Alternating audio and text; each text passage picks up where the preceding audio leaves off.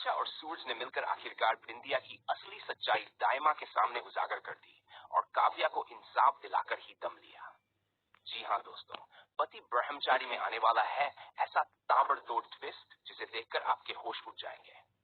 जब रिया अपनी बहन काव्या को उस दर्दनाक हालत में देखती है तो उसका सब्र टूट जाता है। वह सबके सामने आरव और काव्या के रिश्ते की वो सच्चाई उगल देती है जिसे अब तक छुपाया गया था। रिया साफ साफ कहती है कि आरव ने कभी काव्या से प्यार नहीं किया, बल्कि अपनी कुंडली के दोष मिटाने के लिए उसने काव्या को सिर्फ इस्तेमाल किया।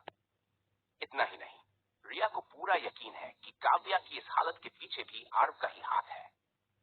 इतना बड़ा सच सामने आते ही सूरज का खून खौल उठता है। गुस्से में तमतमाया सूरज सीधे गुलाब हवेली पहुंचता है और ऊंची आवाज में आरव को बाहर आने की चुनौती देता है। तभी दिया एक नई चाल चलती है और बड़ी मासूमियत से कहती है कि काव्या के साथ जो हुआ उसका उसे भी अफसोस है। वह दावा करती है कि जब उसे आरव और दादी की साजिश का पता चला तो उसने खुद गुलाब जी से कहकर दादी को आश्रम भिजवा दिया। लेकिन सूरज किसी की एक नहीं सुनता। वह साफ शब्दों में कह देता है कि अब चाहे कुछ भी हो जाए, उसकी बहन काव्या कभी इस घर में कदम नहीं रखेगी और आरव को तो वह उसके आसपास भी फटकने नहीं देगा। इधर जब आरव को पता चलता है कि काव्या को उसके घर छोड़ दिया गया है, तो वह बेकाबू होकर काव्या को वापस लाने सूरज के घर पहुंच जाता है। मगर दाइमा और सूरज उसे काव्या से मिलने नहीं देते। उल्टा सूरज गुस्से में आरव को सजा देने के लिए उसे अपनी बाइक के पीछे बांधकर सड़कों पर घसीटता है। आरव की यह हालत देखकर व्या का दिल पसीज जाता है। उसे बुरा लगता है और यहीं ईशा एक अहम बात समझ जाती है। आरव को अपनी गलती का पछतावा है और कहीं न कहीं काव्या भी उसे माफ कर एक और मौका देना चाहती है। लेकिन ईशा भी जान चुकी कि काव्या के साथ हुआ हादसा महज इत्तेफाक है नहीं, बल्कि एक सोची समझी साजिश थी।